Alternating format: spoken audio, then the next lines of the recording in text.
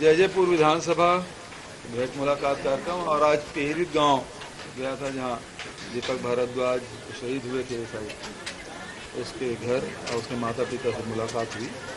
और वहीं पेहरी में राहुल साहू के घर भी गया जहां आप लोग लगातार 105 घंटे तक के लाइव दिखाते रहे। उस जगह को भी मैं देखा था और राहुल के माता पिता से भी मुलाकात हुई। शासन की योजनाओं का सही क्रियान्वयन हो रहा है और जहाँ जहाँ कुछ कमी खामी है तो उसका निर्देश भी हम लोगों ने दिया है। आप लोगों तरफ की कार्रवाई को 40 घंटे हो गए लेकिन अधिकृत बयान अभी तक जारी नहीं किया गया है, क्या कहेंगे? उनको जारी करना चाहिए, अब इसमें यही कह सकता हूँ। सर, प्रधानमंत्री नरेंद्र मोदी ने कहा है गुजरात को लेकर कांग्रेस को हल्के में न ले और चुपचाप अपना काम कर रहे थे, उनका ये बयान किस तरह से? इसका मतलब ये है कि दो अर्थ निकल रहे हैं। पहली बात तो ये आप पार्टी वाले जो हल्ला गुल्ला कर रहे हैं वो सतही है। दूसरी बात ये है कि कांग्रेस पार्टी जो काम कर रही है उससे भारतीय जनता पार्टी घबराई है। जो अंडरग्राउंड काम कर रहे हैं, जिस प्रकार से प्रधानमंत्री का बयान आया है, तो मुख्य चुनौती जो है प्रधानमंत्री जी कांग्रेस पार्टी को मान रहे हैं। सर, ट्विटर वार चल रहा है, रमन सिंह पे सराहनीय अंदाज में ट्वीट कर रहे हैं, आपने भी ट्वीट किया है। तो पहली बात तो ये है कि मैंने कल आप ही बात किया था कि उन्होंने आरोप लगाया था और प्रेस विज्ञप्ति उसका है कि ये सोनिया गांधी की एटीएम है। यही है ना उसके प्रेस विज्ञप्ति, गलत बोल रहा हूँ? और दूसरा उन्होंने कहा 25 रुपया कोयले में प्रति टन कमीशन लेते हैं। ये दो लाइन है। मैंने कहा इसको प्रमाणित करिए। अब प्रमाणित नहीं करेंगे तो आपके खिलाफ कार्रवाई करेंगे, कानूनी कार्रवाई, मानहानि दावा करेंगे। उस मामले में तो बोलना बंद कर दिया। अब वो दूसरी बात कहने लगे। तो रमन सिंह जी, आप अपने बयान से बदल क्यों रहे हैं? कमीशन खोरी आपके समय में आप खुद ही बयान दिए हैं कि 1 साल कमीशन मत लो, फिर 30 साल तक राज करेंगे। फिर नाम घोटाले में डायरी में नाम लिखा हुआ सीएम सर, सीएम मैडम और तत्कालीन नेता प्रतिपक्ष को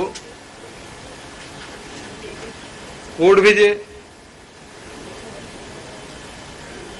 पब्लिक इंटरेस्ट लिटिगेशन लगाया कि जांच नहीं होनी चाहिए।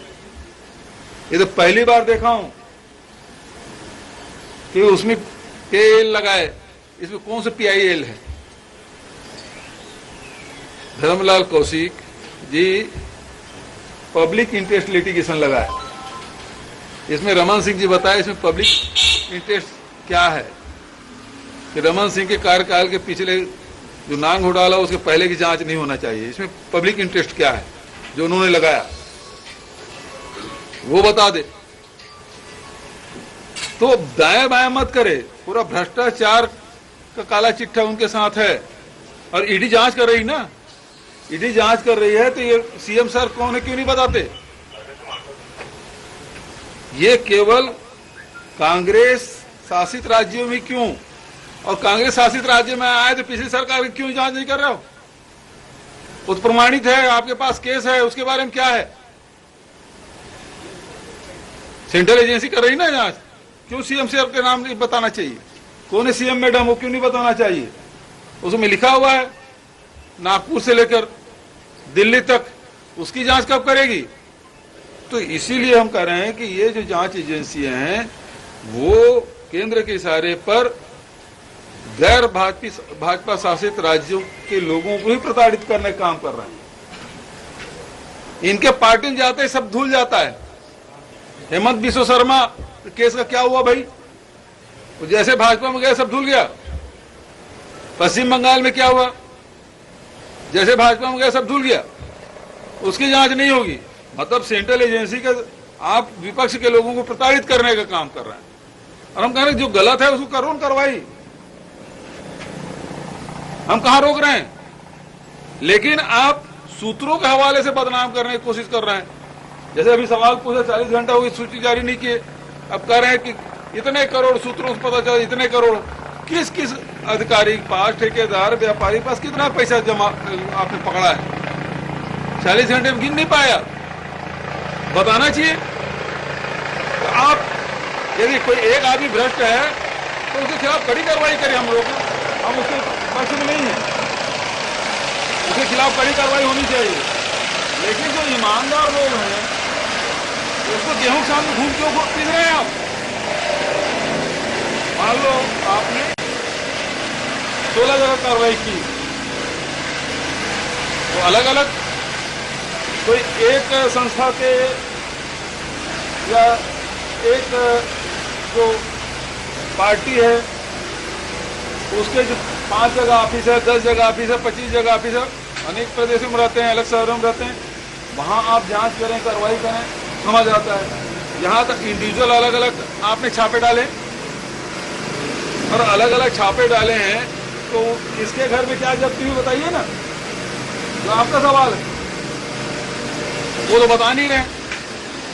लेकिन इसी तरह अगर टारगेट करती रही केंद्र सरकार केंद्रीय एजेंसियों के माध्यम से, तो कैसे करेंगे सर आप लोग? यहाँ तो सरकार बहुत अच्छा काम कर रही है और केंद्र सरकार तो हम लोग डरेंगे नहीं, हम लड़ेंगे, जनता के साथ हैं, जनता का विश्वास हमको है। और ये सेंट्रल एजेंसी का दुरुपयोग करके रमन सिंह जी ईडी का प्रवक्ता बने घूम रहे हैं। उनको बताना चाहिए किसके घर में क्या मिला, लेकिन दुष्प्रचार करने की कोशिश क्यों? मतलब कुल मिलाकर बदनाम करने की कोशिश कर रहे हैं। तो रमन सिंह को बताना चाहिए कि उसके 2003 में, 2008 में आपकी कितनी संपत्ति थी और अब 2018 में आपकी संपत्ति कितनी हुई जो निर्वाचन आयोग को दिए हो, आप ही जो दिए हो। इतना अंतर क्यों? इसकी जांच क्यों नहीं होना चाहिए? प्रधानमंत्री कार्यालय में शिकायत की, क्यों जांच नहीं हो रही है? वो तो ऑन पेपर है, पनामा में उसका नाम आया उसके लड़के का, क्यों जांच नहीं होना चाहिए? जैसे लोकसभा चुनाव लड़ा, जिस कंपनी में काम कर रहे थे उससे पहले खूब पैसा आ रहा था, जैसे लोकसभा चुनाव हुआ आप डायरेक्टर सिर्फ छोड़े, पैसा आना बंद। तो भैया मनी लॉन्ड्रिंग तो वहां हो रहा है, विदेशों से पैसा आया, क्यों जांच नहीं कर रहे हैं? आप तो निष्पक्ष है एजेंसी, तो जांच क्यों नहीं होना चाहिए?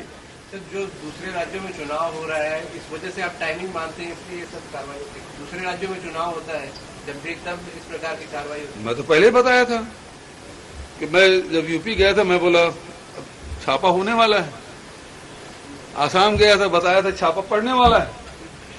अब हिमाचल प्रदेश के चुनाव हो रहा है, तो छापा पड़ने वाला है। अब उसके बाद छत्तीसगढ़ है, तो फिर यही स्थायी रहेंगे जब तक कि चुनाव होगा, तब तक इनका कोई काम नहीं रहेगा। छत्तीसगढ़ के जब तक चुनाव संपन्न नहीं रहेगा, ये सारे लोग यही रहेंगे। सर, ये एमएसपी पर आप लोग पहली बार उड़ादर मूंग खरीदने जा रहे हैं, क्या करेंगे? हम तो सभी सामान, कोदो, कुटकी, रागी, मक्का, गन्ना, धान, सुगंधित धान, और उसके बाद 65% लघुन उपज, सबका समर्थन मूल्य खरीदी कर रहे हैं। भारत सरकार इसी का अनुसंधान कर ले।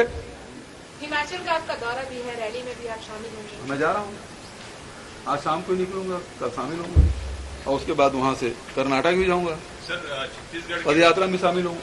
सर, ईडी जो दबाव बनाने की कोशिश करे आप कर रहे हैं, तो आगे स्ट्रेटेजी किस तरह की होगी? क्योंकि आप कह रहे हैं कि सेंट्रल एजेंसी और केंद्र सरकार दोनों मिलकर के राज्य सरकार को दबाने की कोशिश कर रहे हैं, ऐसे में फिर अकेली राज्य सरकार कैसे लड़ेगी? देखो, ऐसा है कि इसका मतलब यह है कि हताश हो चुके हैं। छत्तीसगढ़ में भाजपा की दाल गलने वाली नहीं है, ये समझ गए हैं, और इस कारण से इस प्रकार से इस सरकार को बदनाम करो, अधिकारी काम कर उसको संदेश दे दो कोई काम ना करे, ये संदेश और क्या है?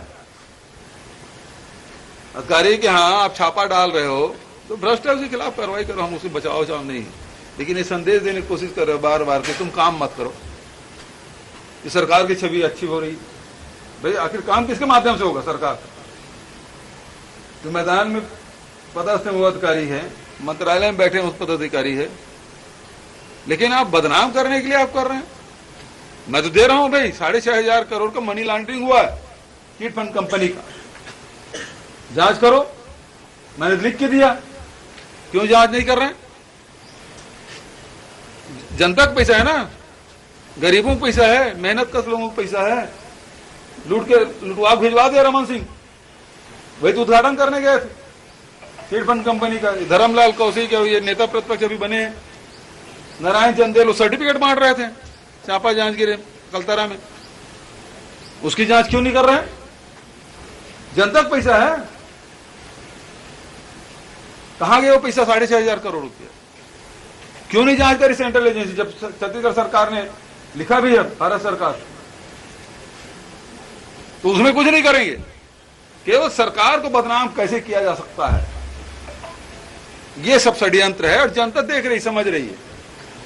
सर, जिस तरीके से अलग अलग राज्यों में जब चुनाव होता है उसी टाइम छत्तीसगढ़ में छापे पड़ते हैं, तो क्या ये मुख्यमंत्री भूपेश बघेल की सक्रियता के कारण ऐसा होता है? नहीं, मेरे यहाँ नहीं हो रहा, ऐसी बात नहीं है। पश्चिम बंगाल में पड़ता है, झारखंड में पड़ता है, जो गैर भाजपा शासित राज्य वहां सब ये लोग कार्रवाई करते हैं। ये छत्तीसगढ़ में जिलों की संख्या बढ़ गई है, तहसीलों की संख्या बढ़ी है और बच्चे जो है पुराने ही पढ़ रहे हैं, तो इसके लिए कोई दिशा निर्देश दिए गए? वो हो जाएगा शिक्षा विभाग। सर, छत्तीसगढ़ के बिजली संयंत्रों को सर एक बार फिर से रैक देने से मना कर दिया है रेलवे ने, और जिसके कारण जो कोयला उसमें होना है, बिजली आना है, वो नहीं हो पा रहा है। कोयला तो कोयला खदान उतना है, संयंत्र उतने हैं, नया संयंत्र तो लगे नहीं है, फिर भारत सरकार कोयला पूर्ति क्यों नहीं कर पा रही है? कहां जा रहा कोयला छत्तीसगढ़ का? सवाल तो यही है। आप ट्रेन भी बंद कर दिए, परिवहन भी बंद हो गया, मतलब ट्रांसपोर्टेशन सिस्टम सब खत्म, यात्री जितने ट्रेन है वो सब बंद, और केवल कोयला ढुलाने का काम करना, उसके बाद भी कोयला संयंत्रों को कोयला नहीं मिल पा रहा है। ये कौन सी नाकामी है? इसके बारे में कौन जवाब देगा? इसके बारे में मौन क्यों है? भारतीय जनता पार्टी के लोग हर चीज में बयान देते हैं, अब इसमें इस मामले में बयान क्यों नहीं देते? सर, मेरा एक सवाल है, छत्तीसगढ़ में बड़ी संख्या में नक्सली आत्मसमर्पण कर रहे हैं, तो ये सरकार की आत्मसमर्पण नीति का असर है या नक्सली अपने घर में रहने की चाहत में आत्मसमर्पण? देखिए, उसका कारण मुख्य रूप से ये है, जो विसंगति थी, लोग जल जंगल जमीन की बात करते थे आदिवासी। दूसरी बात यह है कि पिछली सरकार में उनको क्रश करके रखा था, आदिवासी को नक्सली समर्थक मान के उनके साथ व्यवहार किया जाता था। हमारी सरकार बनी तो उसको अधिकार संपन्न बनाया, हमने लोहानी घोड़ा की जमीन वापस किया, फॉरेस्ट राइट के तहत पट्टा देना शुरू किया, लघु अनुपात तेंदुपत्ता 2,500 से 4,000 रुपये कर दिया, लघु अनुपात की कीमत समर्थन मूल्य घोषित कर खरीदी की व्यवस्था की, वैल्यू एडिशन किया, शिक्षा और रोजगार के साथ साथ स्वास्थ्य भी, 8,000 क्लिनिक योजना, स्कूल जो 260 बंद थे उसे फिर से शुरू किए। तो लोगों का विश्वास सरकार के प्रति, और इसके कारण से अब नक्सलियों के पास अब मुद्दा रहा नहीं। जैसे जैसे समय बीतते जा रहा है, मुद्दा उनके समाप्त होते जा रहे हैं, और इसके कारण से उनको भी लगता है कि सरकार अच्छा काम कर रही है, और इस कारण से आत्मसमर्पण नहीं कर रहे हैं। और हमारी पॉलिसी भी उस प्रकार से लोगों को जोड़ने का काम, पहले मैंने कहा था कि हम पहले आदिवासियों से बात करेंगे, वहाँ मूल जो परंपरागत निवास कर रहे हैं उनसे बात करेंगे, पत्रकारों से बात करेंगे, व्यापारी से बात करेंगे, सबसे बात हमने किया, जवानों से बात किया, जवानों के व्यवहार में परिवर्तन कराया। पहले कैंप खुलते थे, पहले सड़क बनते थे, तो लोग ये मानते थे कि ये सड़क जो बन रहा है वो फोर्स का आने जाने के लिए, कैंप खुल रहा है मतलब हमको गिरफ्तार करेंगे, हम पे गोलियां चली।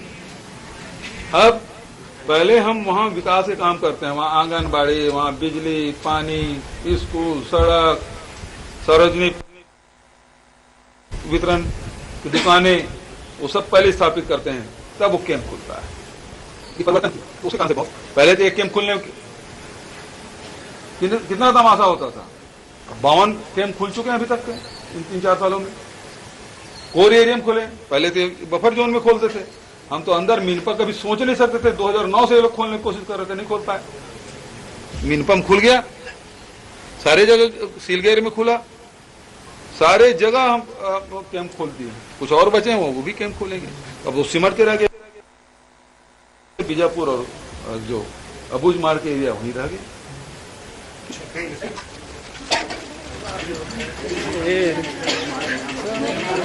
यू।